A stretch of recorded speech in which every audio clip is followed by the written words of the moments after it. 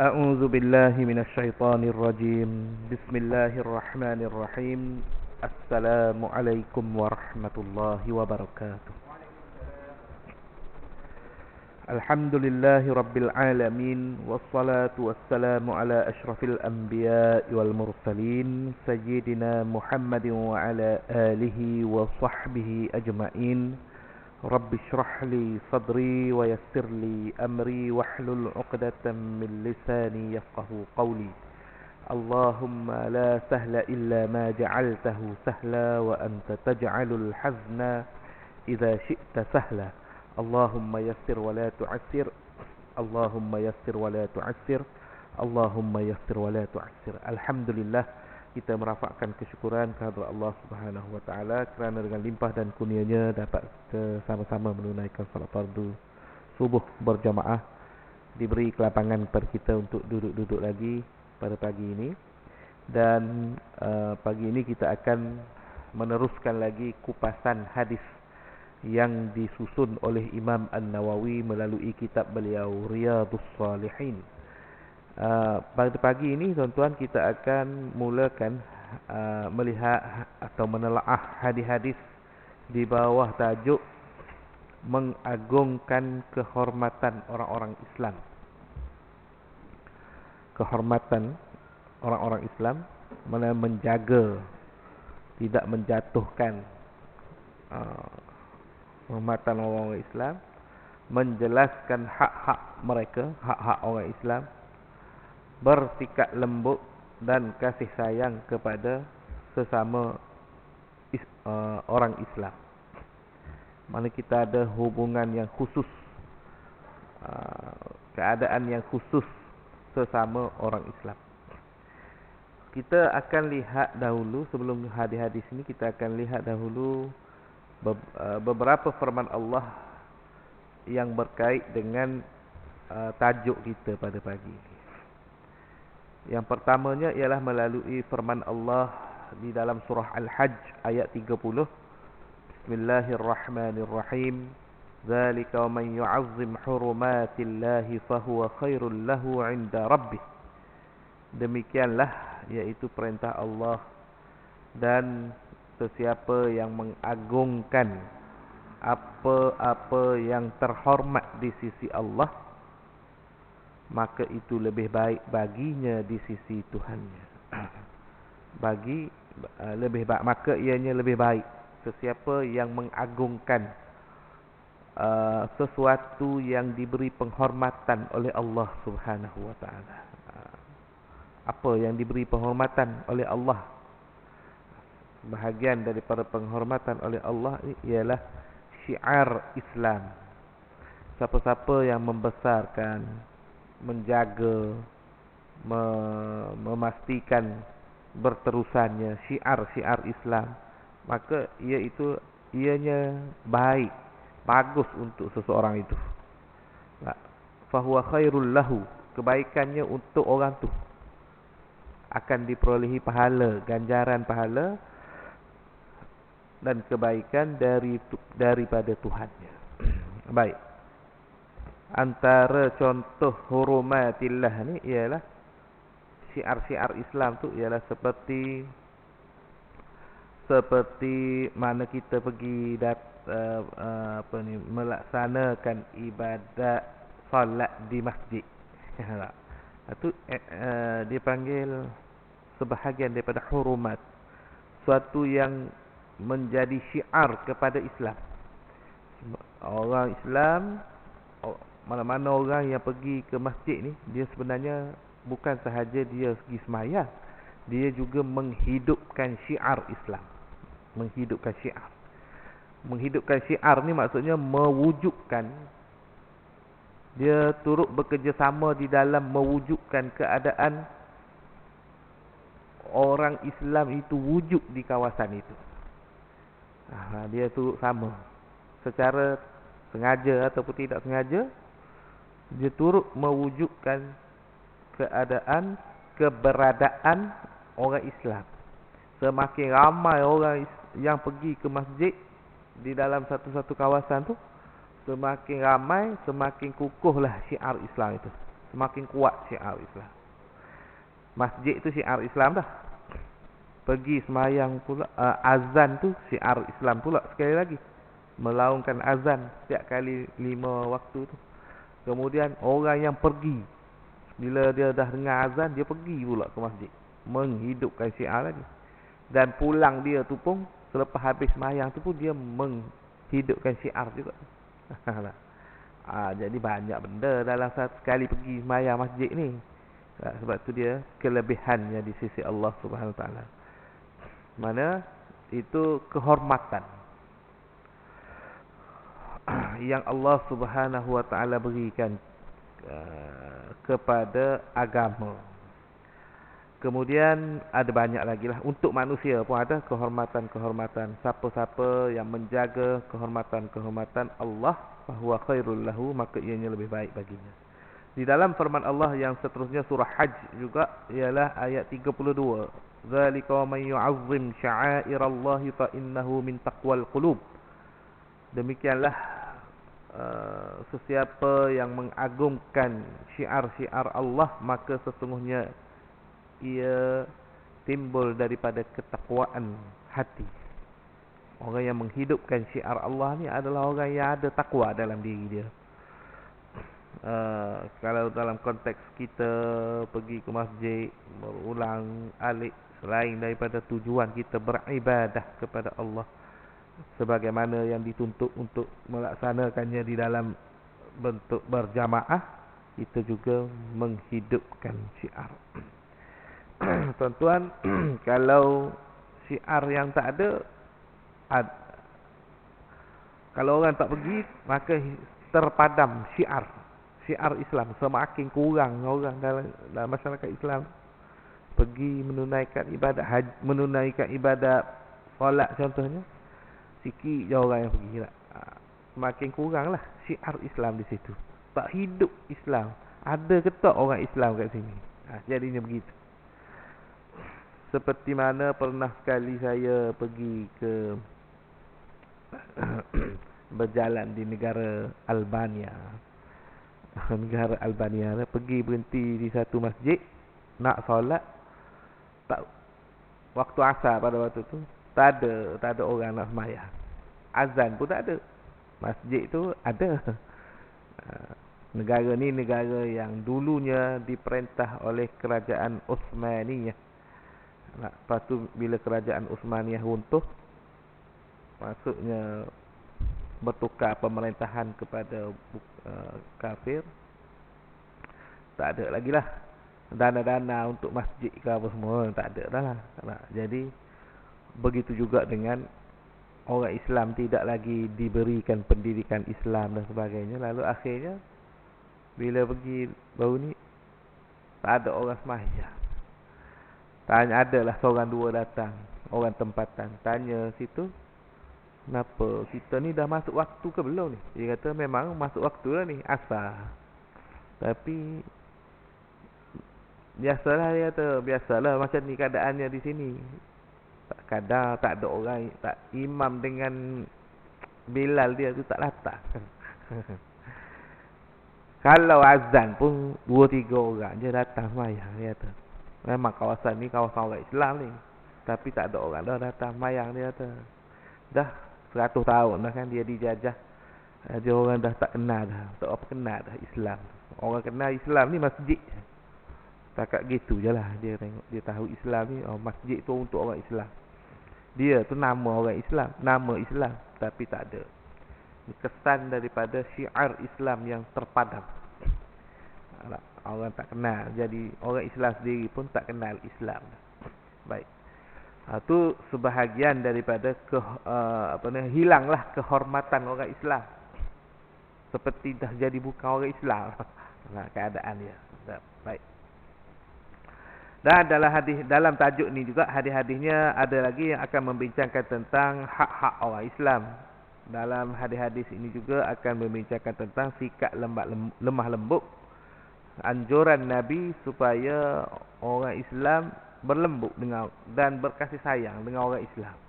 Jangan duk kasar, jangan duk cakap, jangan dari sudut percakapan, dari sudut kasih pada orang Islam ni kena lebih berbanding dengan bukan Islam. Baik.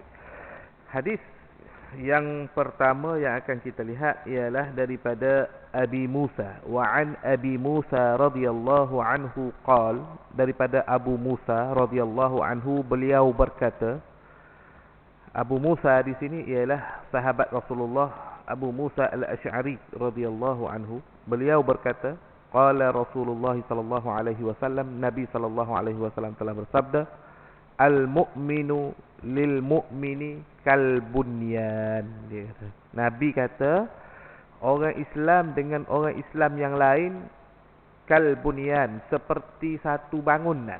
Nabi kata, yashuddu ba'daha ba'da. Macam mana? Apa sifat yang ada pada bangunan ni yang Nabi kata orang Islam ni serupa dengan satu bangunan? Bangunan ni dia yashuddu ba'daha ba'da, saling berpegang antara satu dengan yang lain, baru boleh jadi bangunan. Melekat.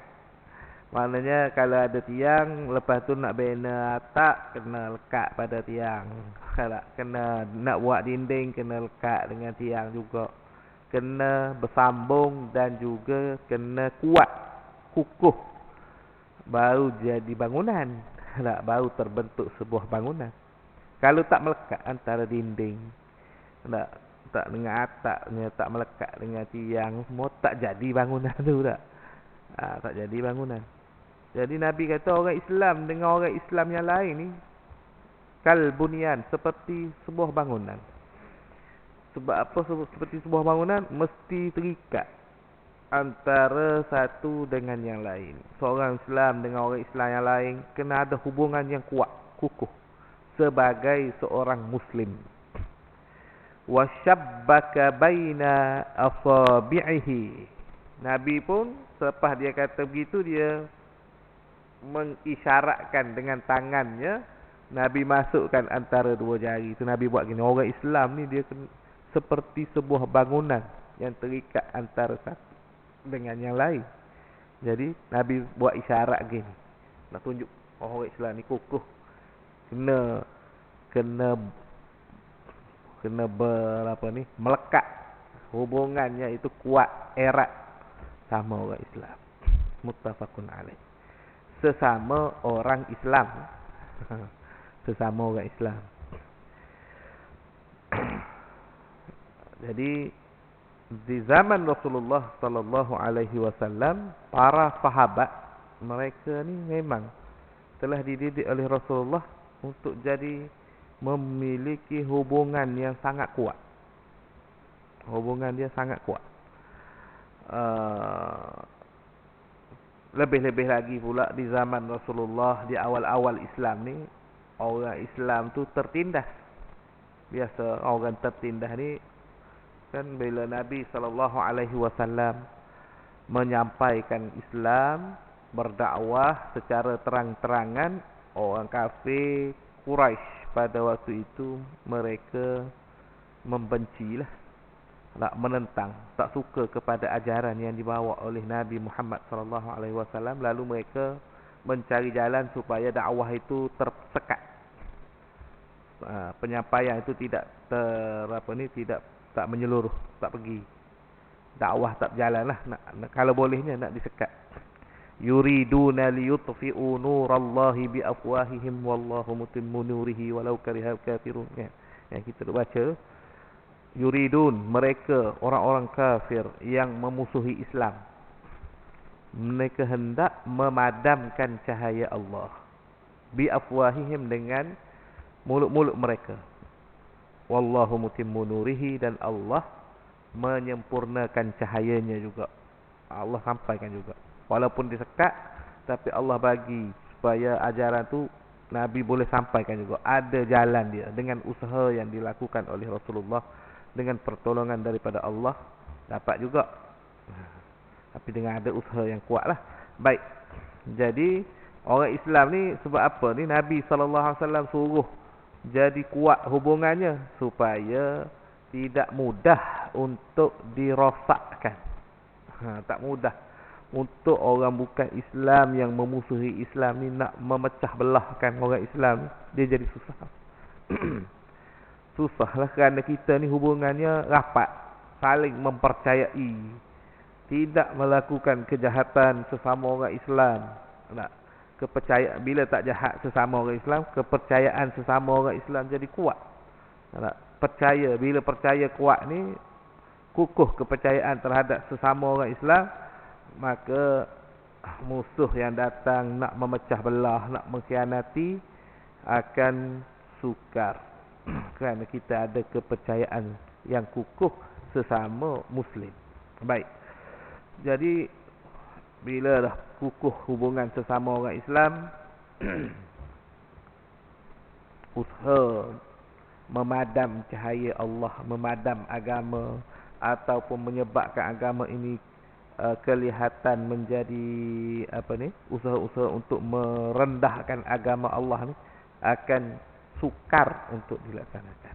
Baik. Maka terjagalah agama Allah dalam keadaan sentiasa berada pada kedudukan yang tinggi di sisi manusia. Sebab apa? Manusia itu sendiri, orang Islam itu sendiri menjaganya. Baik, kemudian hadis yang seterusnya, wa anhu, masih lagi daripada Abi Musa Al-Asy'ari radhiyallahu anhu, beliau berkata, qala Rasulullah sallallahu alaihi wasallam, Nabi sallallahu alaihi wasallam telah bersabda, man marra fi syai'in min masajidina aw aswaqina wa ma'ahu nablun falyumsik aw liyaqdi ala nisaliha bikaffihi aw yusiba ahadan minal muslimina minha bi syai'. Rasulullah sallallahu alaihi wasallam bersabda, sesiapa yang melalui, siapa-siapa yang nak lalu masjid-masjid kami, ataupun siapa-siapa yang nak lalu pasar-pasar kami. Pasar-pasar kami maksudnya kawasan pasar orang Islam ramailah. Wa ma'ahu nablun, jika bersamanya ada panah, ada anak panah lah. Zaman tu kan, zaman Rasulullah ni berjalan ni, ada orang bawa senjata. Antara senjatanya adalah panah. Panah duduk atas belakang ke, duduk tepi ke. Nabi kata kalau siapa-siapa lalu kut pasar ke, kut masjid ke, tapi bersama-sama dia ada anak panah, falyumsikhu, hendaklah dia pegang anak panah tu. Au liyaqdi ala nisaliha, ataupun hendaklah dia pegang dekat mata anak panah tu. Bikaffihi, dengan tangan dia. Ayyusiba ahadan, supaya tidak terkena sesiapa sahaja daripada kalangan orang-orang Islam daripadanya, daripada mata anak panah tu, supaya tak kena orang Islam. Lepas tu kita kata hadis ni macam kita mana ada pakai anak panah dah sekarang ni. Kita kata begitu. Mungkin kita akan berfikir begitu. Tapi maksud hadis ni ialah Nabi sallallahu alaihi wasallam nak beritahu kehormatan orang Islam itu perlu dijaga. Sekiranya kita bawa sesuatu yang boleh membawa kepada curiga orang Islam, bawa benda-benda yang tajam, benda-benda yang berbahaya, yang menyebabkan orang takut, maka hendaklah kita tutup benda tu. Sebabnya tuan-tuan, bahasa pada zaman Rasulullah ni, jika seseorang itu dia lalu dengan bawa senjata dalam keadaan terbuka senjata dia. Senjata masa tu pedang, panah, pedang, tombak, semua gitulah. Kalau lalu kawasan orang Islam, Nabi suruh tutup. Sebab apa? Nak menghilangkan rasa cemas orang. Sebabnya bawa senjata terbuka ni, bahasa pada waktu tu menunjukkan bahawa orang tu ada masalah dengan seseorang. Kalau kita, macam kita juga hari ni, kalau kita pergi jalan ke pasar, kita bawa parang satu. Itu sekejap ada polis datang lah. Jalan ke pasar, dia bawa parang. Kita bukan orang duduk berniaga situ. Dia duduk bawa parang satu ke, bawa pedang ke satu. Dalam keadaan pedang tu pula tak bersarung. Parang tu pula berkilat elok kalau kita bawa. Lalu kita tak bergaduh dengan siapa-siapa, kita bawa saja. Orang akan apa hal ni?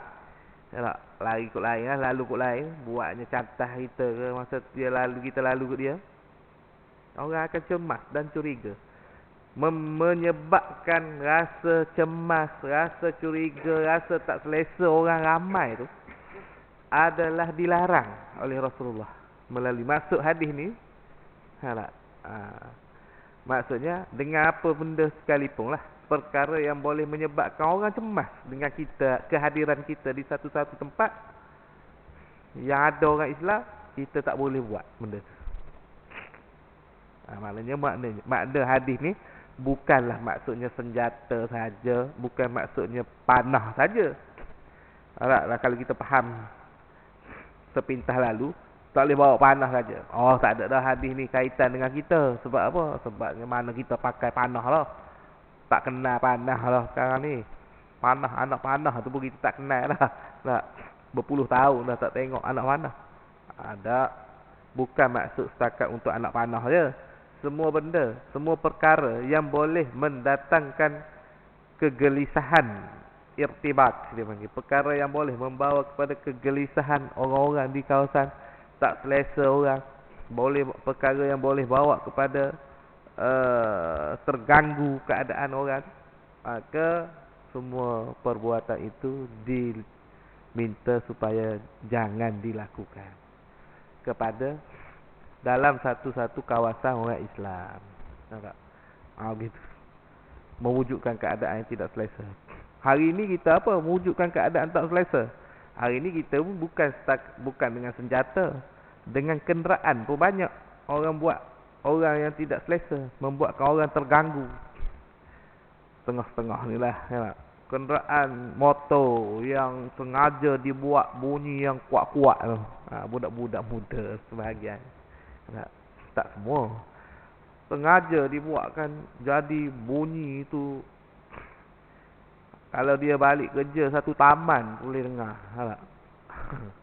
Gedebung. Motor kecil je. Sengaja buat. Tempat saya duduk tu ada. Dia pakai motor besar. Tu motor besar. Tapi adakah motor besar tu boleh menyebabkan orang jadi rasa tak selesa? Tak boleh juga. Motor tu kalau dinaik elok-elok, dia tak jadi bising. Walaupun dia besar. Tapi kerana perangai tuan dia tu, dia jadi bising. Dia lalu kat ramai-ramai orang, dia bram, dia buat kan. Dia rem tu, sekali dia rem tu bunyi dia sangat kuat. Nak pergi juga jumpa tuan dia tu sekali. Nak tegur. Awak ni berjanggut putih dah ni, tapi buat perangai umur 18 lagi. Janggut putih dah tengok tuan dia tu. Sebabnya motor besar tu mahal. Orang muda susah nak beli sikit. Motor tu ratus-ratus ribu. Tapi tuan dia tu perangai umur 18. Kalau budak 18 buat kerja tu, kita okey lah juga. Jadi kerana tak pernah dengar nasihat mungkin seperti ini, dia duduk rasa macam aku tak ada kacau lah. Tak mengganggu siapa-siapa. Saya naik motor. Pagi-pagi dia buat kerja tu. Mungkin dia nak panaskan enjin motor dia sambil-sambil. Jadi dia duduk raung kawasan tu. Dia membuatkan keadaan jadi bingit kawasan setempat. Kalau orang-orang yang berumur, orang-orang yang ada anak kecil, ada orang-orang yang sakit, akan terganggu dengan keadaan tu.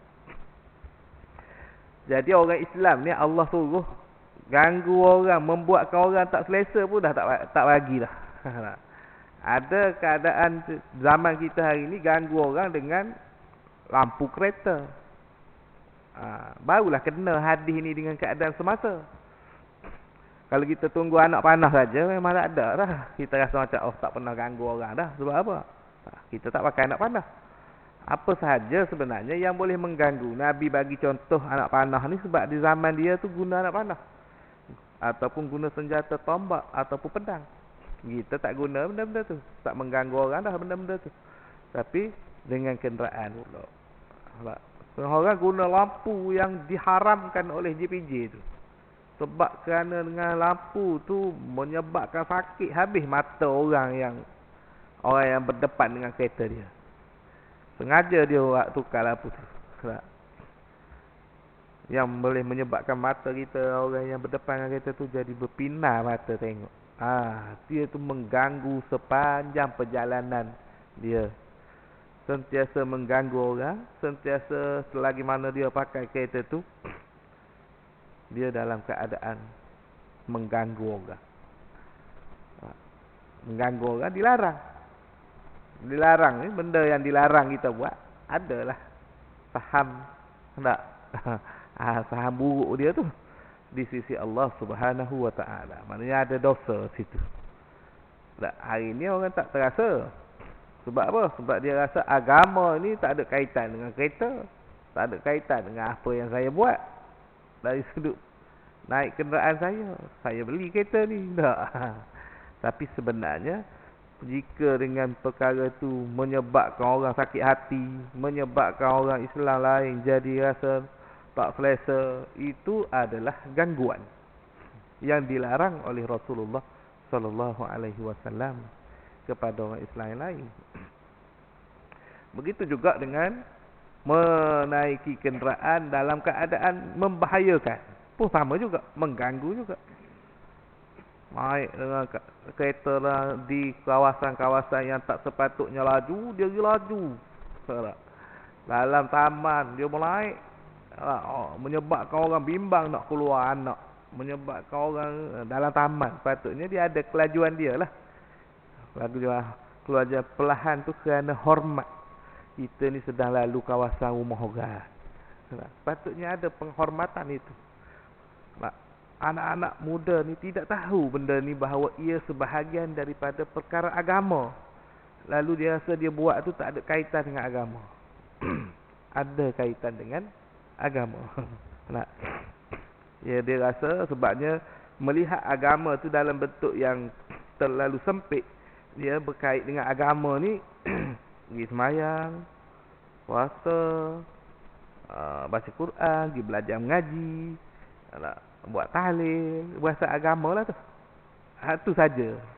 Naik motor rem depan rumah orang, naik motor laju-laju depan rumah orang. Dia tak rasa bahawa itu ada larangan dalam agama. Kerana tidak diperjelaskan kepada mereka. Tak sampai maklumat ini kepada mereka. Sebahagian tu kerana tak sampai. Sebahagian lagi kerana tak tahu pun. Lantaklah. Urusan agama, tak agama aku suka buat benda tu. Itu. Tapi saya nak nampak macam yang banyaknya ialah kerana maklumat ini tidak sampai. Kerana agama tu dilihat dalam bentuk yang kecil dan sempit, maka urusan agama tu hanyalah dalam perkara-perkara ibadat sahaja. Baik, kemudian tuan-tuan, kita lihat lagi hadis Anin Nu'man bin Bashir radhiyallahu anhuma qala, daripada Nu'man bin Bashir radhiyallahu anhuma, beliau berkata, qala Rasulullah sallallahu alaihi wasallam, Nabi sallallahu alaihi wasallam telah bersabda, masalul mu'minina fi tawaddihim wa tarahumihim wa ta'atufihim masalul jasadi. Perumpamaan orang-orang mukmin, sesama orang Islam, sesama orang mukmin, di dalam kecintaan mereka, maknanya kasih sayang sesama mereka ni, dan lemah lembutnya mereka ni sesama orang Islam ni, masalul jasadi, seperti satu jasad yang apabila idastaka minhu udwun, bila ada salah satu daripada anggota tubuh badan kita ni sakit, tada'a lahu sairul jasadi, habis seluruh tubuh badan kita ni pun turut merasa, turut tak boleh nak, turut rasa sakit sama, turut lemah sama, tidak boleh nak tidur. Yang sakitnya tangan contohnya. Nabi kata orang Islam ni perumpamaan hubungan yang kuatnya sama orang Islam ni, kecintaan yang kuat sesama orang Islam, seperti satu tubuh, apabila sakit satu bahagian, bahagian lain pun turut sama terlibat. Sakitnya tangan, mata tak boleh tidur. Sakitnya tangan, sakit gigi, orang ajak pergi jalan, tak boleh dah. Apa? Hari ni sakit gigi sungguh. Berjalan guna kaki, tak guna gigi. Kenapa tak nak pergi? Habislah, kaki pun tak larat nak pergi lah. Lah apa? Habis gigi ni telah menyebabkan seluruh tubuh kita jadi rasa tak selesa lah ke dah. Umpama orang Islam ni begitulah. Maksudnya, kalau seorang kena musibah, yang lain pun turut sama rasa berduka cita. Tak suka perkara-perkara yang musibah tertimpa kepada orang Islam. Kena pada orang Islam sesuatu keburukan, kita tak suka. Sebelum kena lagi kita ni, kalau boleh tak nak kena pada sesiapa pun musibah. Apa? Kecintaan sesama orang Islam. Dah kalau kena, ada juga yang kena, kalau kena juga kita, sebab tu dalam Islam ni dia ada suruh ziarah. Kalau kita orang-orang yang rapat dekat-dekat, kena pergi ziarah. Kena pergi ziarah tu pula bawa kata-kata yang baik, pesan, bagi semangat, bagi kata-kata yang menyabarkan dia, sabarkan dia. Sebab apa ni? Sebab hubungan sama orang Islam tu kukuh. Baik. Jadi kecintaan sesama orang Islam tu kuat. Jadi hadis ni adakah bermaksud kita dengan orang bukan Islam tak perlu begitu? Tak, orang bukan Islam yang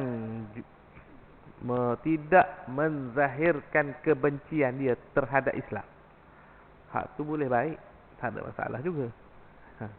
Nabi bagi tahu ni khusus untuk sesama orang Islam, kena keadaan yang sangat erat hubungan dia baik. Tapi kalau bukan Islam yang tidak menzahirkan kebencian dia terhadap Islam, ada orang bukan Islam dia tak ambil tahu pasal agama, tak, dia bukan Islam tapi dia nak hidup sesama orang Islam dalam keadaan yang baik-baik, hak tu tak ada masalah juga kalau kita baik. Yang tak boleh baik ini ialah yang kafir, membenci, menzahirkan kebenciannya terhadap Islam, hak tu baru tak boleh. Dalam kafir, dia zahirkan, dia tunjukkan kebencian dia kepada Islam. Dia contohnya bukan Islam, tulis buku memfitnah Islam contohnya. Contoh. Dia orang bukan Islam, tapi dia duduk memburuk-burukkan Islam. Contoh. Hak tu membenci tu. Membenci tu yang tak boleh baik tu.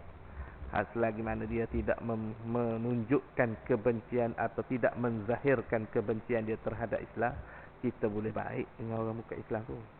Baik.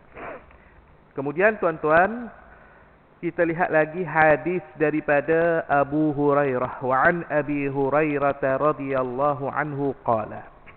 Ini dalam bab kasih sayang sama orang Islam. Daripada Abu Hurairah radhiyallahu anhu, beliau berkata, qabbala an-nabiy sallallahu alaihi wasallam al-Hasan ibn Ali radhiyallahu anhuma. Nabi sallallahu alaihi wasallam telah mencium Hasan, anak kepada Ali. Maknanya Nabi cium cucu dia lah, bernama Hasan radhiyallahu anhuma. Wa indahu al-Aqra ibnu Habis. Nabi cium cucu dia bernama Hasan. Ada bersama Nabi juga seorang lelaki bernama Aqra bin Habis. Faqala al-Aqra. Aqra kata, dia tengok Nabi duduk cium cucu dia tu. Aqra pun kata, inna li asyrata minal walad. Sesungguhnya saya ni ada 10 orang anak. Aqra kata, ramai anak dia, 10 orang. Ma qabbaltu minhum ahada. Seorang pun daripada anak aku tu aku tak pernah cium. Fa nazara ilaihi Rasulullah. Lalu Nabi pun tengok kepada Aqra bin Habis. Lalu Nabi SAW bersabda, "Man la yarham la yurham." Siapa-siapa yang tidak rahmat kepada orang, maka dia tidak akan dirahmati. Nabi dalam hadis ni nak menunjukkan bahawa ada orang ni dia tak ada rahmat kepada orang. Tak ada rahmat kepada orang lain. Rendah tahap rahmat dia. Anak dia sendiri pun dia tak cium. Tak ada kasih sayang lah maksudnya. Rendah tahap kasih sayang tu sampai anak ada 10 tak pernah cium. Tak pernah ke bermanjakan budak tu, main dengan dia ke apa semua. Oh, tak ada rahmat. Jadi Nabi bagi satu kata-kata yang semua orang Islam boleh pakai supaya dinasihati kepada semua orang Islam, iaitu siapa-siapa yang tak rahmat orang, maka dia juga tidak akan dirahmati. Tak akan terima rahmat juga. Rahmat orang ni maknanya kasih ke orang. Tunjukkan kerendahan hati dengan sesama manusia. Kalau dengan budak-budak, main-main dengan dia, bergurau dengan budak, gosok-gosok kepala. Nabi SAW dalam satu hadis yang diriwayatkan oleh Anas radhiyallahu anhu, pernah Nabi SAW melalui satu jalan, jumpa kanak-kanak sedang bermain. Nabi SAW bagi salam. Budak ya. Nabi jumpa kanak-kanak sedang bermain, Nabi bagi salam. Nabi tapi jumpa budak bagi salam. Sebab apa? Rahmat. Tak kata aku orang tua, kau budak bagi salam kat aku. Tak. Anas radhiyallahu anhu kata Nabi bagi salam kat budak. Itu maknanya apa? Rahmat. Jumpa budak-budak datang ke masjid surau kita ni, gosok-gosok kepala dia. Sukalah budak-budak ni. Budak-budak kecil kita duk main-main muka, gosok-gosok dagu dia. Itu rahmat. Anak orang lain ni kita gosok-gosok kepala, takut nanti cium-cium anak orang, nanti orang marah pula. Rahmati dia.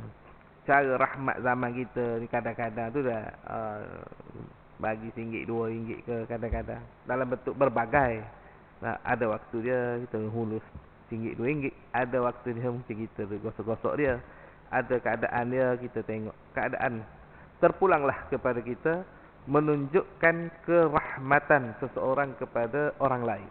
Itu dalam bentuk kanak-kanak, sesama orang Islam, sesama dewasa kita. Rahmat. Dengan orang yang ditimpa musibah, ada rahmat dia. Dengan orang miskin, ada rahmat dia. Malam tadi sebelum tidur duk tengok satu video sedih. Ada seorang makcik ni, video tu di Kelantan, Pasir Putih. Seorang makcik ni pukul 12 tengah malam, bukan di Kuala Lumpur, di Kelantan ni, malam-malam tu dia dah tak ada orang dah. Duduk di depan pintu bank, duduk meniaga. Nak meniaga lagi. Meniaga pula sayur. Pukul 12 malam. Lalu adalah seorang lelaki ni, dia buat video, dia ambil gambar. Kenapa makcik duduk sini duduk meniaga? Nak meniaga lah dia kata. Dah meniaga sayur pukul 12 malam depan pintu bank. Siapa nak beli? Tanya tak. Ya, saya terpaksa, tak ada duit. Anak ada 6 orang. Tak ada suami. Anak kecil-kecil lagi. Tak ada duit. Nak makan pun tak ada. Jadi mana tahu, dia kata kok ada orang nak beli. Lalu seorang ni dia memang jenis kerak bantu orang lah. Dia pupus dalam video dia. Jadi dia kata, beginilah makcik balik lah. Naik kereta saya, kita kumpul-kumpul barang-barang ni, kita balik lah. Balik-balik. Yang hantar makcik tu bagi beras, bagi duit, bagi dia rupa dia dapati rumah dia pun tak payah sewa. Tak ada kita apa dia, kita tengok dia macam niaga tepi-tepi jalan gitu, tak ada masalah sangat. Rupanya teruk lah kan keadaan dia tu. Lalu ni panggil rahmat dengan orang miskin. Contoh orang tu buat tu rahmat.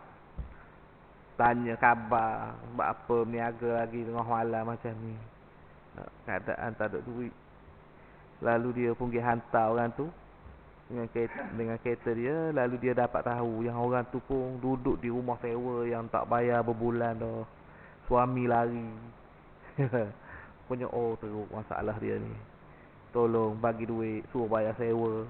Bagusnya orang ni, Allah. Tapi bukan dia duit dia semua tu. Duit yang dia kumpul daripada orang ramai. Tapi ialah itulah contoh rahmat dengan orang yang begitu tertekan dengan sara hidup ni. Ada orang ni keadaan sampai begitu.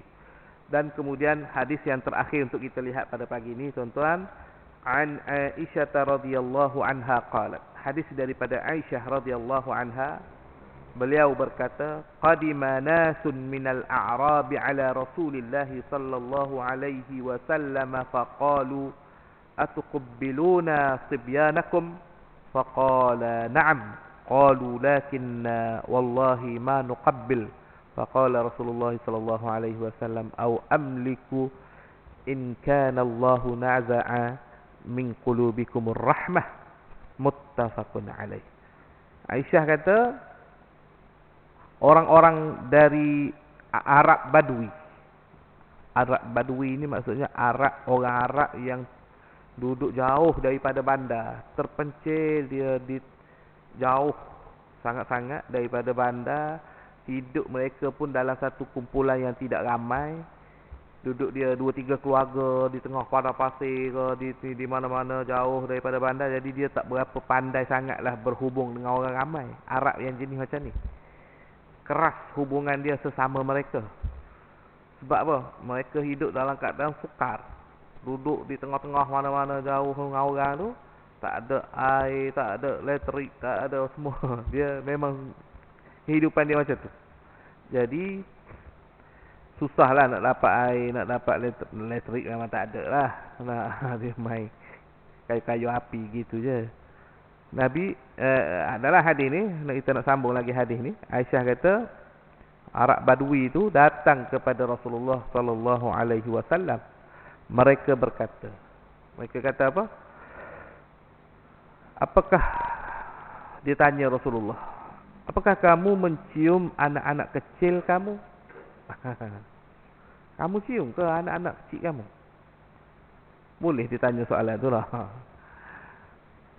Lalu Nabi SAW bersabda, ya, Nabi kata, ya, kami cium anak-anak kami. Dan mereka, orang-orang Arab Badui ini pun kata lagi, kami pula, demi Allah, tidak pernah mencium. Tak pernah cium anak-anak. Maka Nabi SAW pun bersabda kepada orang-orang Arab ni, orang-orang Arab Badui ni. Nabi kata, aku tidak memiliki sesuatu untuk kalian. Maknanya aku tak ada apa boleh bagi kat kamu ni, jika Allah telah mencabut kasih sayang daripada hati kamu. Tak ada apa yang aku boleh bantu kamu kalau kasih sayang telah tercabut. Kalau Allah cabut kasih sayang daripada kamu, tak ada siapa boleh bantu lagi dah. Nak tunjukkan bahawa kasih sayang sesama manusia ni adalah suatu anugerah daripada Allah, dan dia perlu ada dan dihidupkan dalam diri manusia. Kena ada rahmat dengan sesama manusia ni. Tapi kalau dah dengan anak pun dah tak cium, maknanya dengan orang lain lagu mana hubungan ni? Macam mana ni? Dengan anak sendiri pun dah tak ada kasih sayang. Maknanya sangat teruk, sangat dahsyatlah. Kasih sayang tu telah tercabut dalam diri mereka. Lalu hadis ini nak menunjukkan kepada kita bahawa Islam sangat-sangat menganjurkan kepada umat Islam ni, kepada sesiapa sahaja di kalangan orang Islam, untuk mewujudkan kasih dan sayangnya terhadap sesama manusia. Sama manusia. Maknanya dengan dengan tahap, mengikut tahap yang sesuai lah, dengan anak kita, dengan anak orang, anak budak-budak kecil, dengan sesama kejiranan, dengan masyarakat Islam, ada kasih sayang dan ada kelembutan, supaya dengan itu akan lahirlah masyarakat Islam yang saling merahmati sesama orang Islam. Kehidupan pun selesa, rasa dihargai, budak-budak rasa disayangi oleh orang tua, orang tua rasa dihormati oleh orang muda. Akan itu mewujudkan rasa kesenangan dan ketenangan dalam hidup. Baiklah tuan-tuan dan puan-puan yang dirahmati Allah, saya rasa setakat itu saja perkongsian kita pada pagi ini. Mudah-mudahan nasihat-nasihat dalam hadis ini ada kebaikannya untuk diri kita semua, termasuk pada orang yang baca ni lah. Mudah-mudahannya. Wabillahi taufiq wal hidayah. Wassalamualaikum warahmatullahi wabarakatuh. أعوذ بالله من الشيطان الرجيم. بسم الله الرحمن الرحيم. الحمد لله رب العالمين، والصلاة والسلام على رسول الله وعلى آله وصحبه أجمعين. اللهم اغننا بالعلم وزينا بالحلم وأكرمنا بالتقوى وجملنا بالعافية. ربنا آتنا في الدنيا حسنة وفي الآخرة حسنة وقنا عذاب النار. والحمد لله رب العالمين. تقبل الله منا ومنكم.